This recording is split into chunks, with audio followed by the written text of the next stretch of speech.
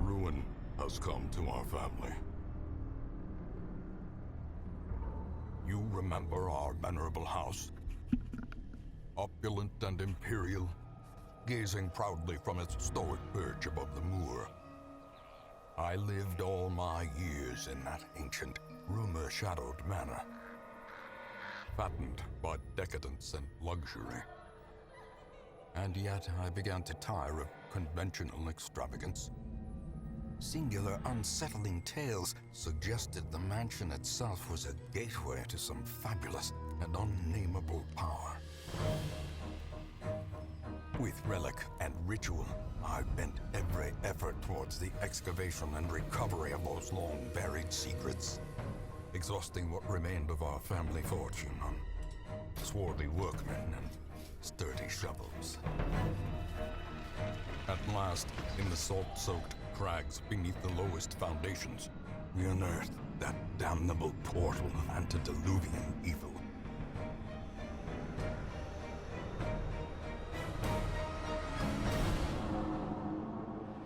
Our every step unsettled the ancient earth. But we were in a realm of death and madness. In the end, I alone fled laughing and wailing through those blackened arcades of antiquity, until consciousness failed me. You remember our venerable house, opulent and imperial. It is a festering abomination. I beg you, return home, claim your birthright, and deliver our family from the ravenous, clutching shadows of the darkest dungeon.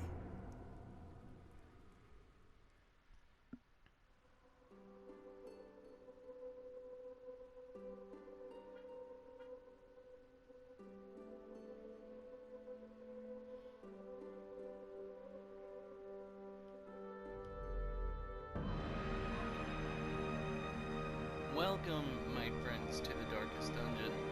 I have a goal in mind for this little playthrough. I don't know how many parts it's going to be. Hopefully we get a good little series out of this. I am trying to get the platinum for this game.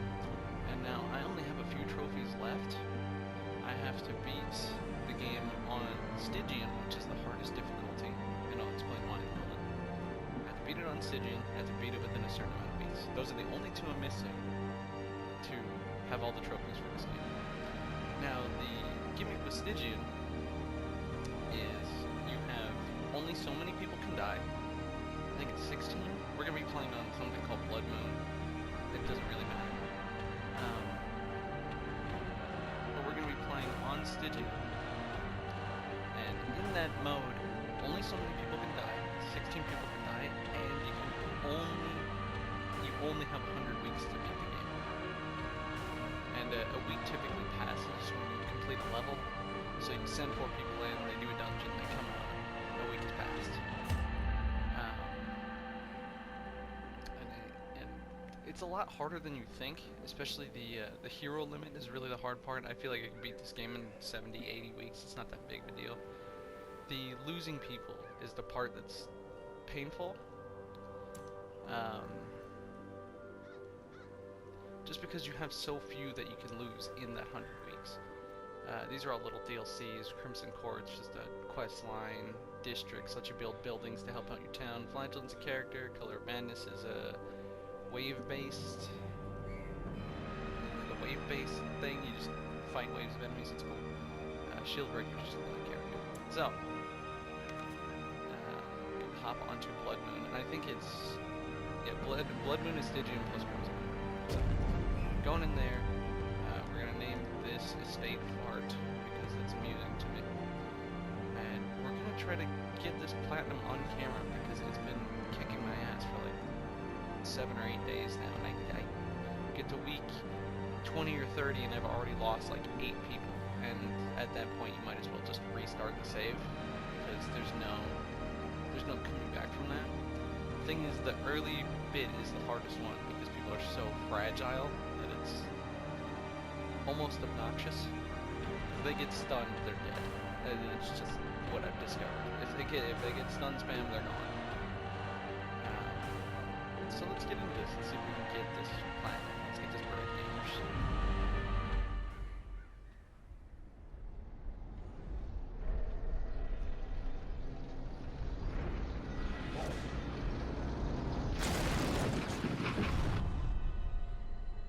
You will arrive along the old road. It winds with a troubling serpent-like suggestion through the corrupted countryside, leading only, I fear, to ever more tenebrous places. There is a sickness in the ancient pitted cobbles of the old road, and on its writhing path you will face viciousness, violence, and perhaps other damnably transcendent terrors.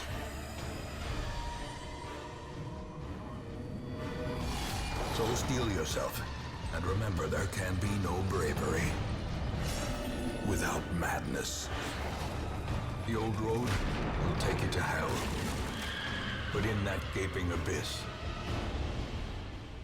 we will find our redemption.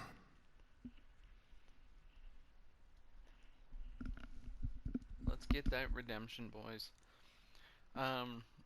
There might be, I don't know how much of this I'm gonna edit.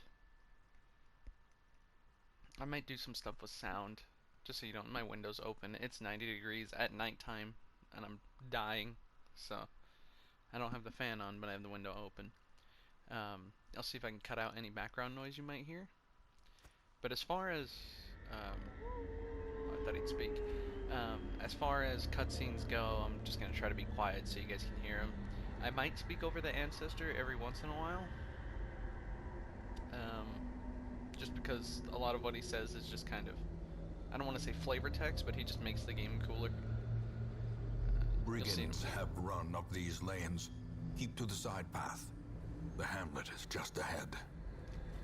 Okay, like I was saying, a lot of what he says is, it's not really important, but it just, it's cool. So. Dispatch this thug in brutal fashion, that all may hear of your arrival. Right. Audio real quick. Let me turn down the music a smidge, just so it's not overwhelming. I'll turn up Hold narration. fast. A victory. Yeah, it's fine. Turn down sound effects a little bit too. There we go. Hopefully that's a little more bearable. Starting character here is Dismas, the Highwayman.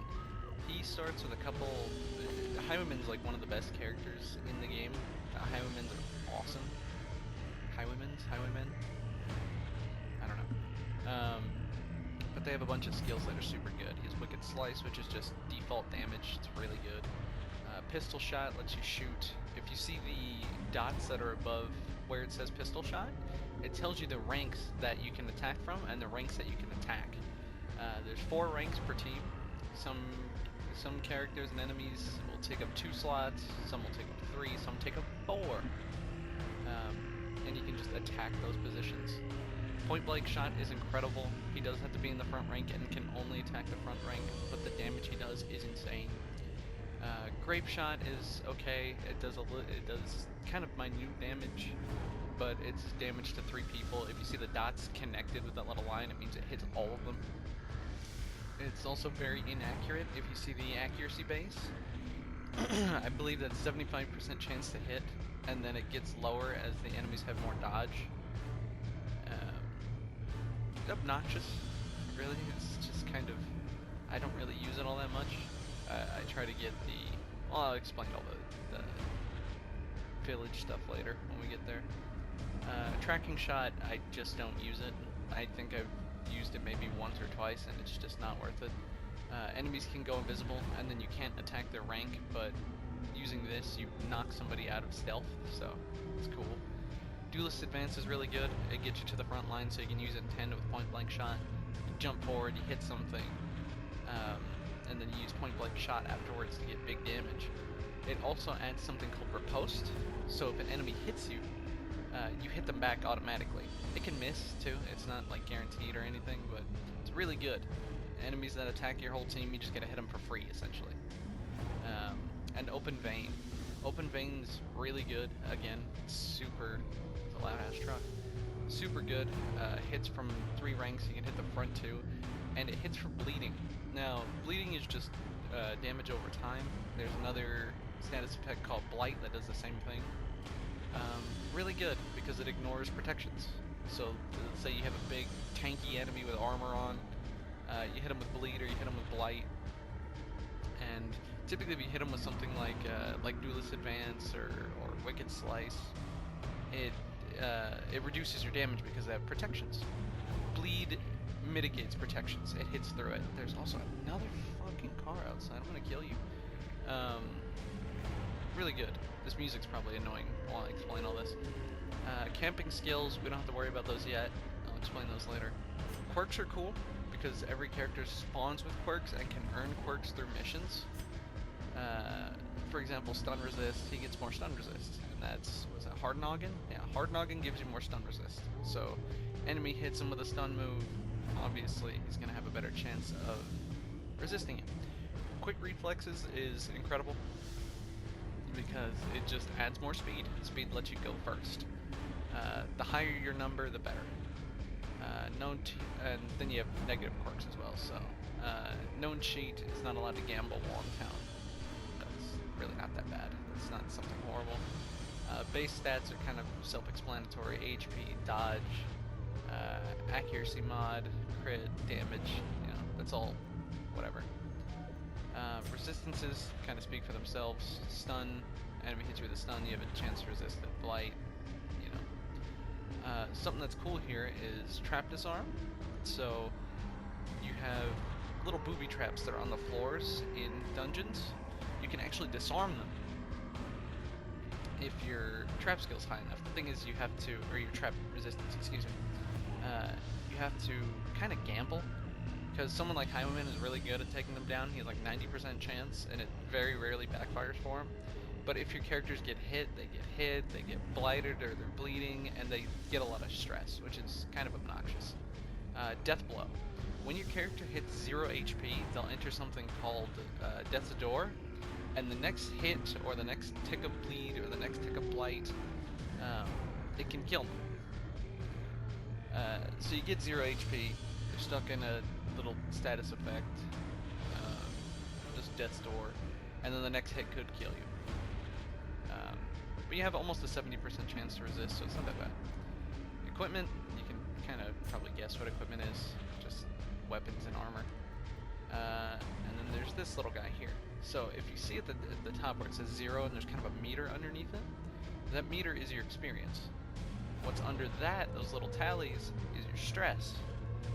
Stress is terrible. It's the thing that's terrifying in this game. You can get from 0 to 100, and your character will be hit with something called an affliction. And when they get afflicted, they'll start attacking their own teammates, they'll start stressing out their teammates, giving them afflictions, start passing on their turn, so they'll go, nah, I don't feel like attacking this turn, they'll skip it, and that's garbage. If they're at 100, they get that affliction, or they could get I think it's a virtue, or it does the opposite, where your character's so stressed out, but they're resilient.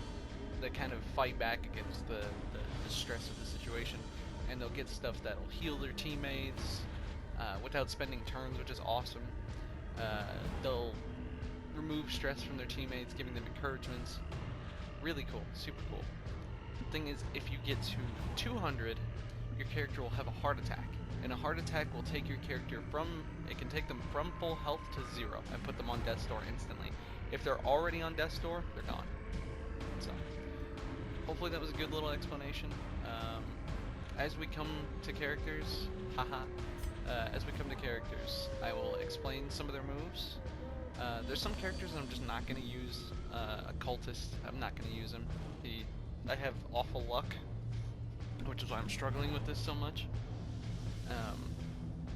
Just some characters aren't going to get used. Arbalist, Occultist, I'm not going to use them. Alright, Let's get in here. Let's hit this guy with open vein knockdown. You can also see their stats, which is cool. Brigand Cutthroat, you can see has 15% protection, dodge, speed, 15 HP. You can also see how much you can potentially hit him for on the right side underneath his HP. So I have a 93% chance of hitting, a 5% chance of critting, and I do 4 to 8 damage. That's without the bleed, so if I hit him... No, a bad example. But he has a chance of bleeding after I hit him with that move. So, the Crusader. This guy is awesome. Probably one of my favorite classes. Super strong, hits really hard. Smite, just a basic sword swing, and you get plus 15% damage to unholy enemies. Very good. There's different subcategories of enemies. Not really important in this first little dungeon path. Zealous Accusation, you hit the front 2 ranks. It's really kind of weak. I'm probably just not going to use it. Stunning Blow, really good. Does good damage. Not incredible damage like Smite, but it does good damage. And it has a chance to stun. So, really good. Bulwark of Faith boosts your torch. If you look at the top where it says 1, that's the round counter, and then the orange lines that are sticking out of both sides is your light level. The higher your light level, the better your stats.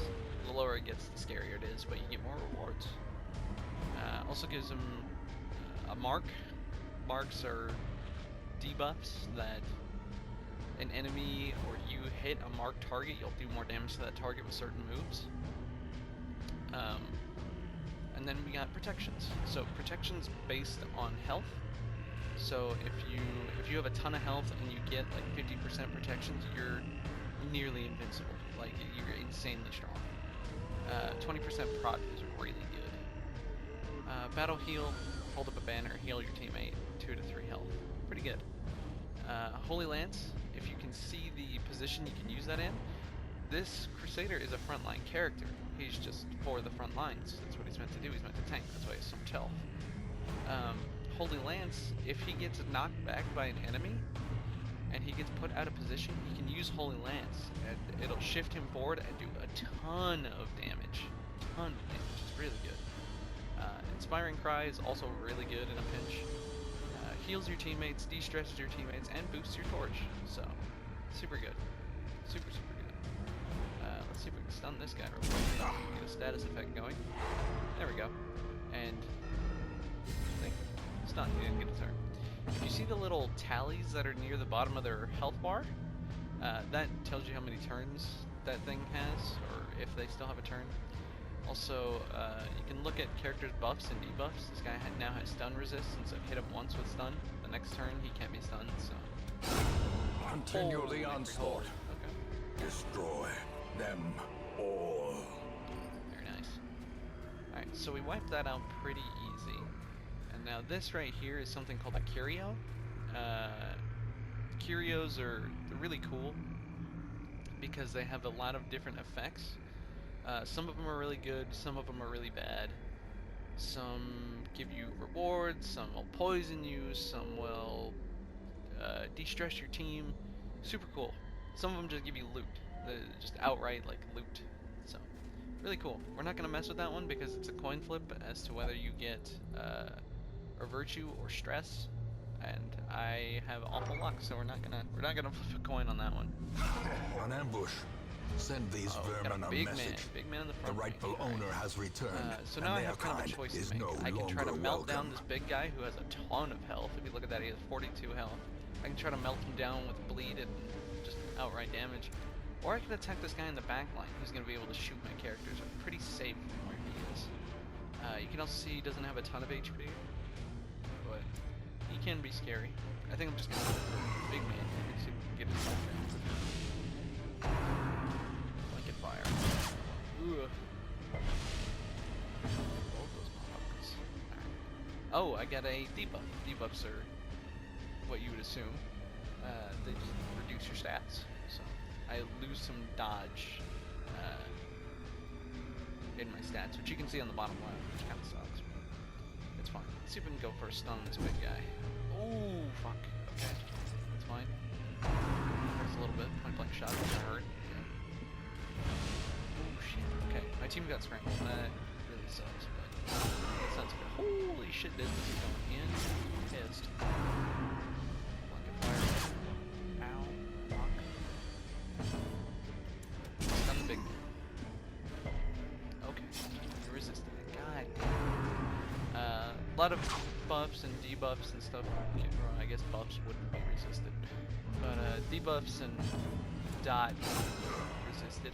So, like you just saw, he can just resist a stun. Now typically what I try to do is, if you see he has bleed on him, but he has more bleed damage than he has health, so he's going to die from that. The thing is, if you kill him with direct damage and not dot or crit, he'll leave something behind called a corpse, and that takes up slots. So if I were to attack him right now with smite and kill him, he would leave behind a corpse and that gun dude would still be safe. However, if he dies to the dot, he won't leave a corpse behind, and it'll force the backliners to shift forward so I can hit them easier. So doing something like that, The slow let him die from that, and now he has to shift forward. And he doesn't get to use that, he doesn't get to use that attack where he hits both of my guys. So, there's a lot of strategy, a lot of metagame involved. I'll try my best to explain it as we go, because it can get confusing. I'm just gonna be back. Slowly, gently. This is how a life is It's taken. really fun though. See, I think this chest is always trapped. This is one of the curios, by the way. So you see a chest, bandage trap chest. Something doesn't look quite right about this one. You can try to open it. Start torch at it. It didn't work. Oh, you can also use items to try to open the thing, which is cool. But if you go investigate or ignore, you hit ignore, you're not gonna mess with it. Investigate. Oh no, it's been trapped. And I resisted a little blight proc that was kind of hard to see. But that is it for the first dungeon here. So let's complete our quest.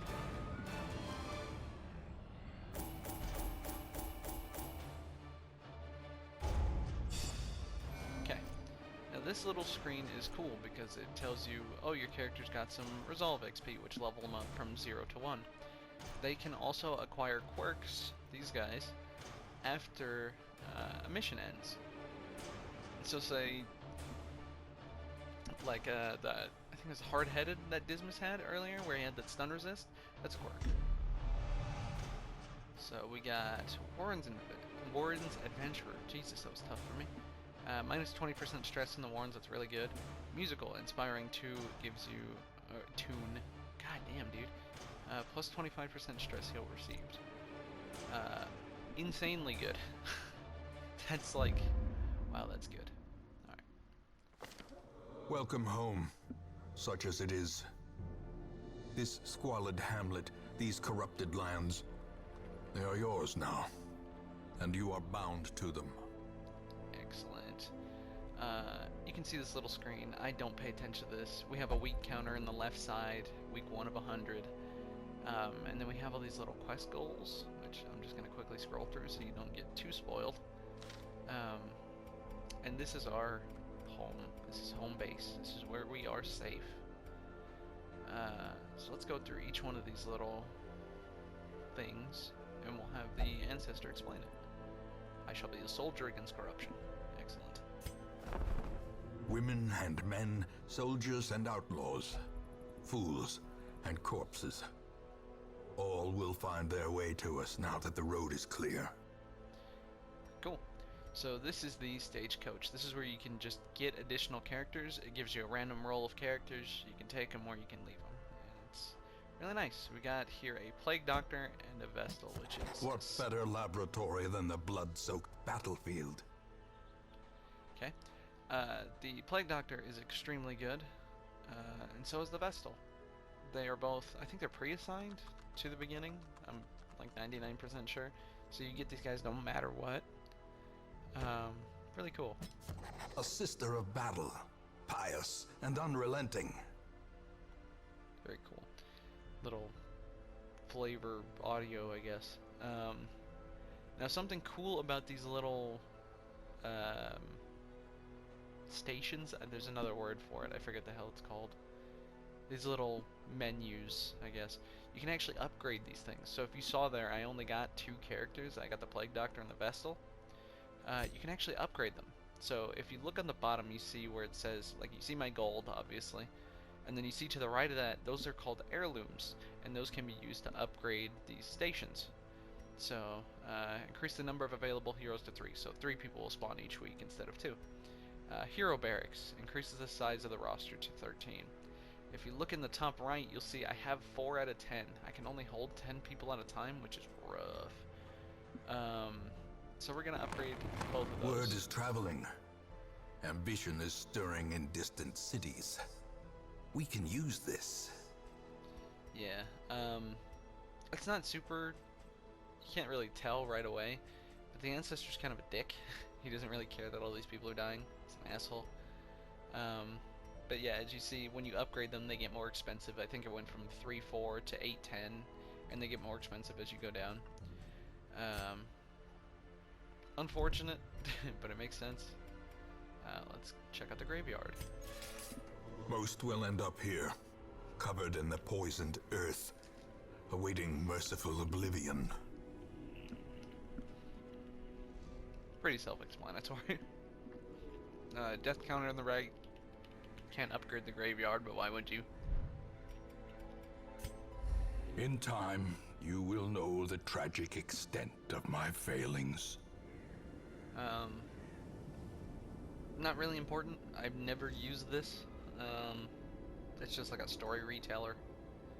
It's neat, I guess. Another thing I never use, the Nomad Wagon. Trinkets and charms, gathered from all the forgotten corners of the earth. Yeah. So she sells you things called trinkets, which are little artifacts that you can put on your characters. So if you look at Reynold here, you see these 2. Come on, let me over. You see these 2 slots on the right side under equipment, where it's just like the little bag logo. Those are trinkets, and you can actually set trinkets on characters. So if you look at this, Stone of Patience, uncommon, minus 10% stress. So say enemy hits you with a stress attack for 10 damage, you'll take 9 damage instead. Pretty nice. And then Virtue Chance, when your character hits 100% stress, they have a higher chance of becoming virtuous instead of afflicted. Very nice.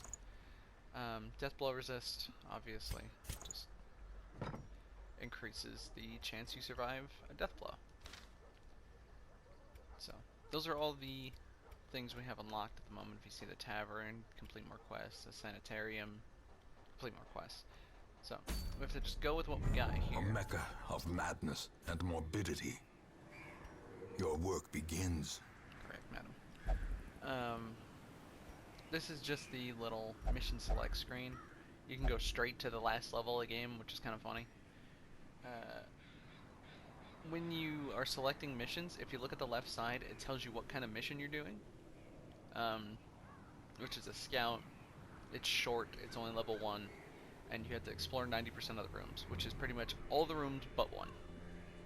So if there's one way out of the way, you don't have to do it. And you can also see down here on the left, it tells you what you'll get for completing it, just without looting, without whatever. You just have to complete the mission. You get 3,000 gold, which is decent. Crests, which are just some of those heirlooms, and I get a charm, a little trinket, excuse me. So let's hop in here. The and cost we'll of end up at the preparedness, provisioner. measured now in gold, later in blood.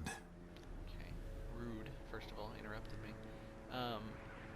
We have this little provision screen, and now a lot of these look weird, but you can almost get the gist of them. This one here is food. When you're on a multiple day adventure, believe it or not, your characters need to eat. And it's typically 1 food per person.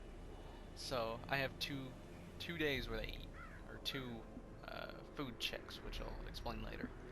A couple shovels. There's some obstacles in dungeons that will get in your way, and if you clear them by hand, your characters will take damage and they'll get stressed out because they're moving rubble with their hands. Anti-venom just helps you get rid of blight. You also spawn with one when you have a plague doctor in your team, which is really nice. Bandages help with bleeding. These are, I think, really underrated.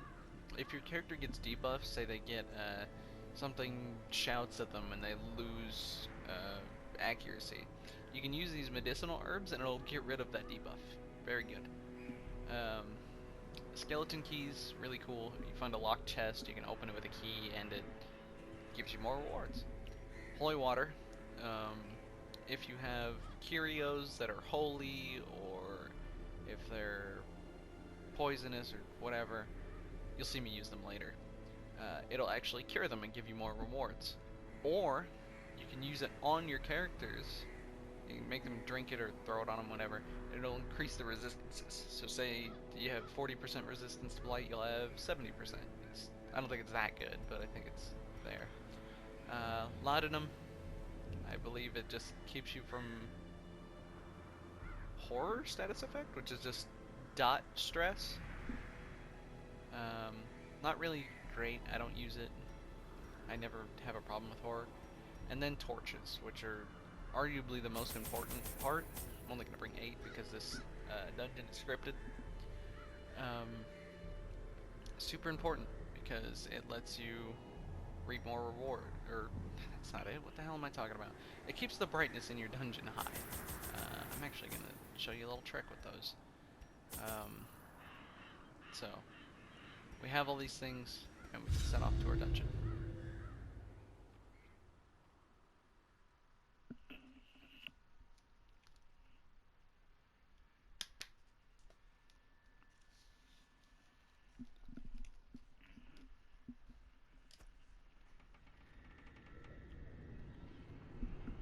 Okay. So you see here we have our 4 characters. They're all in their positions. I guess now would be a good time to explain these 2. So, Plague Doctor. Super good. I've never found a team that doesn't like Plague Doctor in there. So let's go through her combat skills. Noxious Blast, she has to be pretty far back. She's a backline character. She throws, like, poison, a Noxious Blast, at frontline characters, which reduces their accuracy and blights them for a ton of damage. I think it's 5 points for 3 rounds, so 15 damage total if you hit them once, which is insane. Really, really good. Plague Grenade, almost the exact same thing, but it's for backliners. So you have enemies that are in the backline, archers or whatever shooting at you, hit them with a Plague Nade. It'll do 4 damage for 3 rounds, also really good. Blinding Gas, I wish we would have spawned with it, because it's almost, it's broken. It stuns the 2 backliners, insanely good. Incision, I don't use it, it's a melee attack, bleeds enemies, she's not a bleed character. Battlefield Medicine, also really good. Say Dismas, the Highwayman, has a bleed proc on him. You can give him Battlefield Medicine, it'll heal him, and it'll get rid of the dot that's on him. And I think it also, yeah, self-cure blight and bleed. So if you're both bleeding, it cures it for both of you. Very nice. Emboldening Vapors, very obvious. You got 2 uses per battle, buffs your damage, buffs your speed. Really good. Disorienting Blast. So if you see it says shuffle single target, if there's 4 enemies and you hit one of them with this, it's going to shuffle that enemy. It'll make them trade places with another enemy. So it's good for messing up backliners. Super good. It also stuns them, and it clears corpses, which is awesome. So, let's go ahead and hop over to the Vestal. Now, Vestal is your healer. I don't play her any other way but healer. You can play Bonk Vestal, which is using her first attack here, which is Mace Bash, where you have her as a frontliner, and she hits things with her club. It's really mid. It's not that good. Judgment, backline attack, hits any rank. Pretty inaccurate, doesn't do a ton of damage, but it also heals herself. So you want to do damage, heal yourself, bang, that's perfect. Dazzling Light, one that I use the most. Crit, or not crit, what the hell. Stun, almost any rank, I think it's all but one. And Boost Your Torch, really, really good. Divine Grace, single target heal, big heal, very nice. Divine Comfort heals the party, so it heals everybody in line. Illumination, I don't use it. Again, it's just a D-stealth thing, I don't care. Hand of Light, again, I don't use it. I use this character as I use her as a healer, so it has no use to me. Very good healer though, extremely good. So let's see what we're in for. I know exactly what we're in for. I'm gonna grab this torch here. The way is lit. The path is clear. We require only the strength to follow it. Now, if you look at the map here, you see none of these rooms have symbols in them. That's because they're unscouted. When you scout a room, it'll tell you what's in that room, which is very helpful. Knowledge is power. So. Alright, let's see. Oh, this is a good example of this. We have open vein here, which causes bleed damage. Skeletons, if you look on their little tab where it says resistances, they have 200% bleed resist. These guys do not bleed. So hitting him with something like this, while it still does good damage, it won't give you the dot. So I'm just gonna go ahead and shoot him. Actually, no, let's pepper him. There we go. Got a debuff. Again, not super good. Let's hit Reynold with Golden Vapors, give him a bit more damage, a bit more speed. And then we can use Zealous Accusation and fry both of these guys. Their formation is broken. Maintain the offensive. Very, very nice. We got a little chest here, unlock strongbox. Its contents are unknown.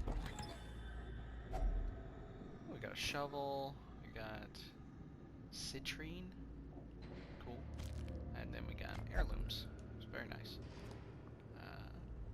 Oh, look, you can see now that the rooms have been scouted. So leading to the next room, there's an obstacle, which I clear with a shovel, and there's a fight, which obviously a fight. Even the cold stone seems bent on preventing passage. Press triangle, use a shovel, it clears the way. Very, very nice.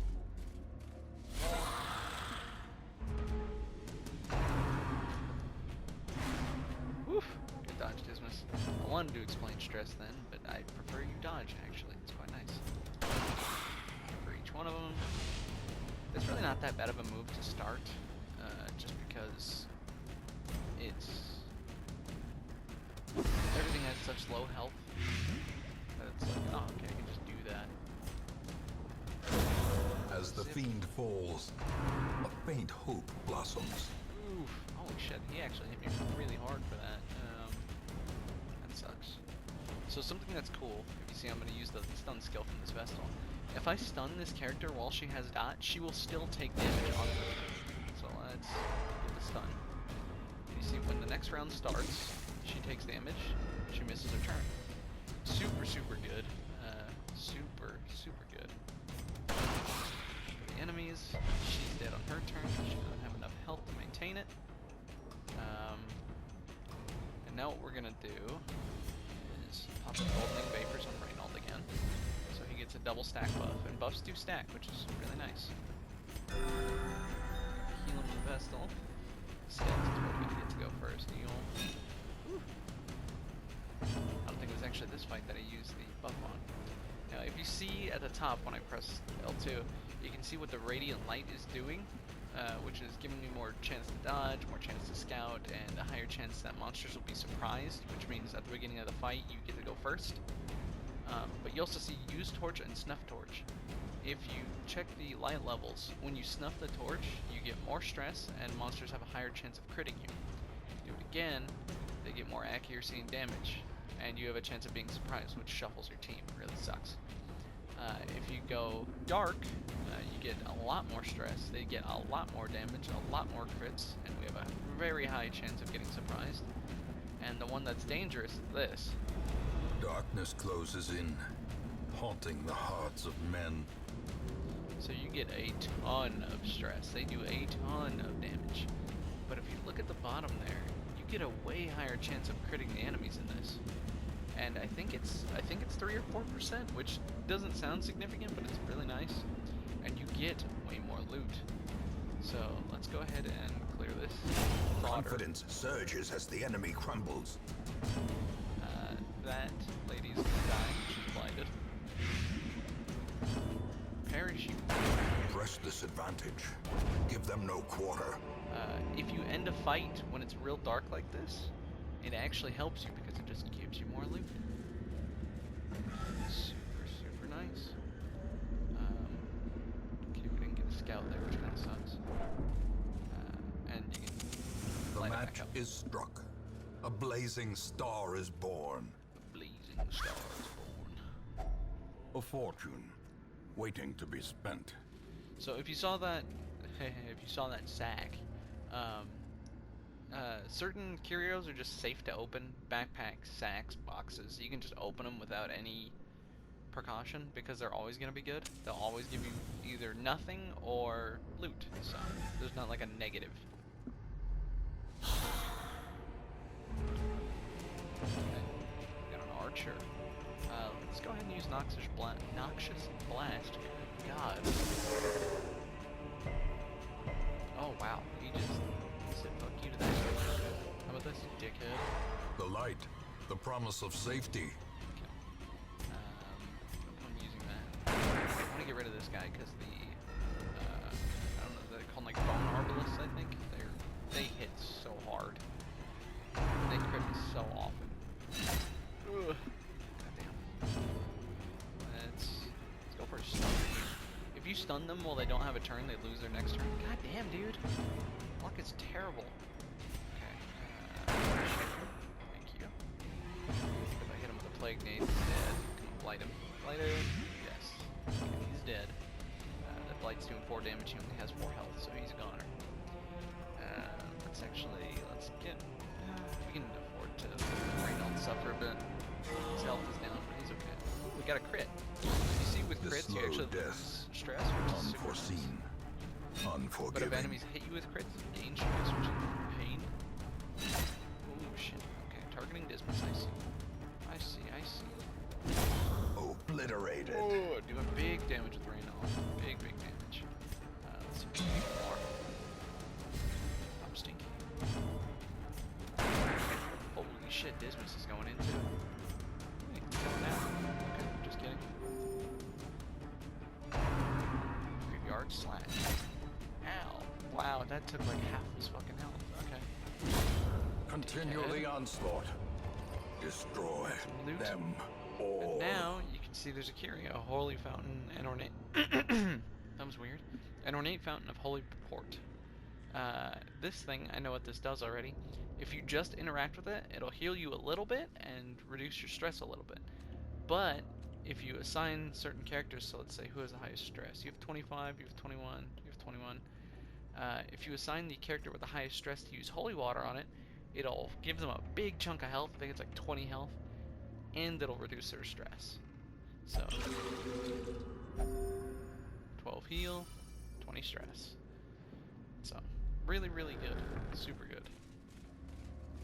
I want to say there's a trap right here. Ooh, he dodged it, thank God. I have this fucking opening part memorized because I keep getting my ass kicked, losing the damn game.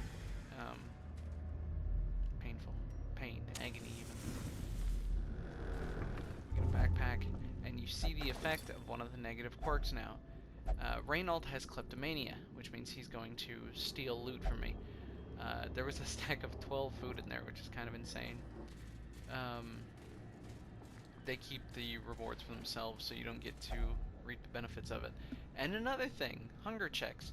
You go a certain distance, your characters are obviously going to get hungry. If you look here, we have 8 food. We eat, it heals them a little bit. Now we have 4 food. So that's the benefit of bringing food. You can also camp, but we're probably not gonna get that here in this first episode. Scouting. Okay. Now, battle room with treasure. Obstacle. Very nice. Very nice. Reduce the torch. Torch burns, obviously, as you go along. So, let's get our light back up, head into this room. Pop a booty. Alright. So I want to target this little dude first, the bone courtier. Courtier? I don't know. because he stresses out your team. Alright, good start. Very, very good start. Awesome start. Let's try to shuffle. Thank you. Okay. We can probably kill him with Reynold now. Going to... you don't do damage. In Radiance, may we find victory. Kill it, Reynold. Look at your damage. 8 to 15. Come on, high roll it.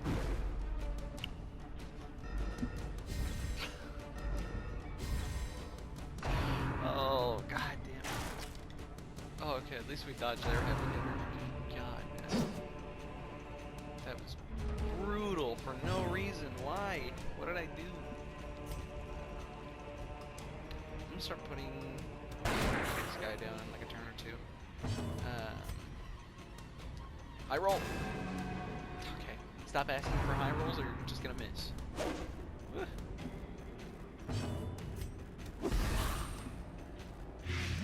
we go. Let's see. Let's do this. Okay. Still not dead, which is pain. You want to have something dead typically by round 1 or 2. Just so the less turns an enemy has, the better off you are. You want to maintain turns and destroy theirs, so stuns are really good. Killing stuff early is really good. That's kind of obvious with turn-based games. Your enemy has less turns, you're stronger. Duh. Let's see. Obelisk here. I don't think he's dead. I think I needed 1 more damage tonight. Oh, there we go. Now he's dead. Great is the weapon that cuts on its own. Hooked. Let's see if we can't get rid of this little shit with this move. There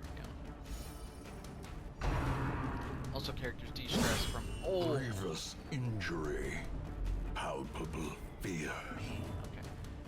What I was saying is characters will de-stress from killing enemies and getting crits.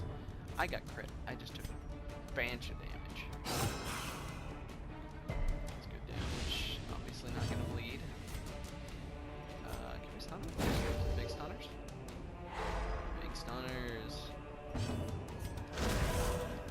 wanted to clear the corpse. No real reason, I just kinda like to do it. I could have just ended the fight there, but I'm weird.